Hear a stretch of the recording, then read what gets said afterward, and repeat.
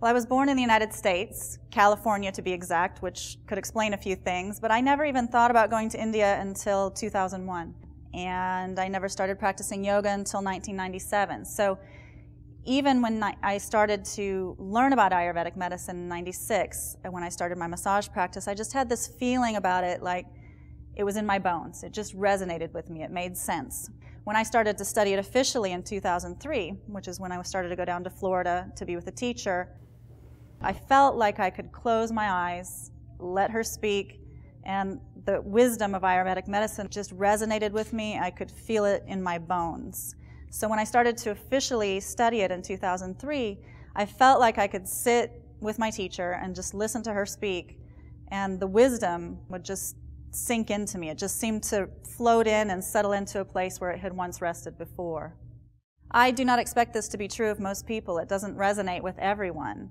But I do consider myself to be an effective liaison between Eastern wisdoms and Western understandings. This has been a long journey for me too. I mean, I've had numerous clients where I've just babbled on in my passion about the subject as though it makes sense. You know, oh, well, your tendency towards rashes and the fact that you get hotly angered and follow that by resentment, and then you have the sinus congestion, it makes perfect sense because of your Pitta Kapha dosha and the propensities that you have towards those particular imbalances. And there's just this long pause, and then people kind of look at me and groggily say, were you speaking English just then?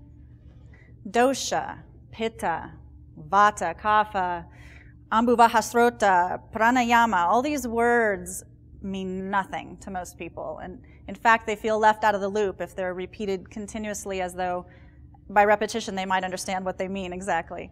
But I believe in the purity of Ayurvedic wisdom and the history, and I believe in the preservation of it. But I do think in the West there needs to be a distillation of that information into packets that are told in a way that we in the West can really understand and therefore gain the benefit from that wisdom. So there are multiple Ayurvedic herbal and product companies in the US right now. There are hundreds of products. Every year I see more products and more companies popping up at the expos. So how do we get these products into a retail position that maximizes their effectiveness and their profit potential? It has to be familiar to people. It can't look totally foreign. Gurmar would be an amazing product for hundreds of thousands of diabetes patients. But if they go to the store and it looks totally foreign to them, they're not going to go for it.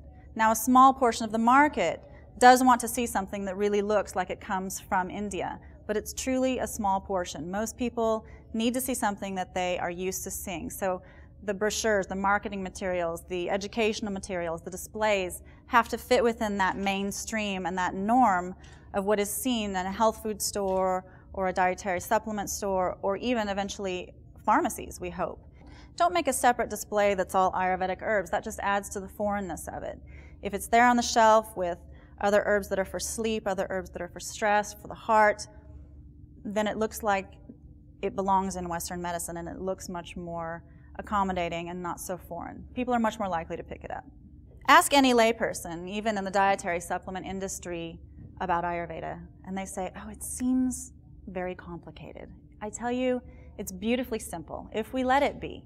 If we market it with other items, we put it in with everything else under structure and function, we don't set aside a separate display, we provide the educational materials and the background information for those who want to study it further, but we make it easy. I mean, what Joe consumer walks into a GNC asking for a weight loss product and really knows what CLA is? Not very many, truly, but the retailer takes it off the shelf and says, here you go, sir, this will help you get lean. And Joe consumer says, great, thanks, just what I'm looking for, and pays and leaves. Well, we can do the same with Ayurvedic medicine. Why not? Somebody walks in, they say, I need something for clearer thinking and more energy.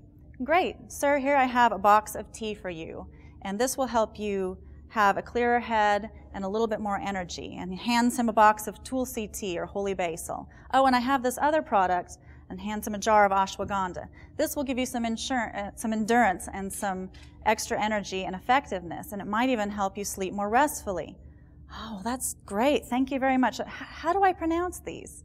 And this is where education comes in, because the retailer can say, oh, you know, it doesn't really matter, but I say it this way.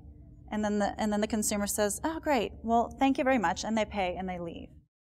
Consumer education is the way to make all herbal supplements and dietary products more marketable. Whether we're educating to the retailer or the customer, whether we're talking about Ayurveda or product purity or standardization, sustainably harvested and marketed, FDA regulations, all these differentiating factors are what make one product better than another. But we have to educate the consumer as to why. They have to understand about product purity, about FDA regulations, and that requires a consumer liaison, and that is what I do.